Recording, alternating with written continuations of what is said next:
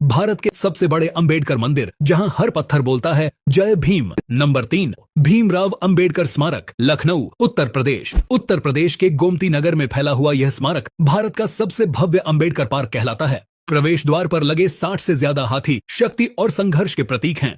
रात में जब पूरा स्मारक नीली और सुनहरी रोशनी में नहाता है तो ऐसा लगता है जैसे पूरा लखनऊ कह रहा हो, समानता सिर्फ सपना नहीं, अब पहचान है। नंबर 2, दीक्षा भूमि, नागपुर, महाराष्ट्र। यह सिर्फ एक मंदिर नहीं बल्कि एक क्रांति की धरती है। नागपुर की इस पवित्र भूमि पर आज एक विशाल स्तूप बना है जो दुनिया का सबसे बड़ा खोखला गुंबद माना जाता है और अंदर बुद्ध तथा अंबेडकर के उपदेश अंकित हैं। हर साल दशहरा दिवस पर यहाँ करीब 20 लाख से ज्यादा लोग आते हैं और पूरा माहौल जय भीम और बुद्धम शरणम गच्छामि की गूंज से भर जाता है। नंबर 1, अंबेडकर स्मारक, पुणे, महाराष्ट्र।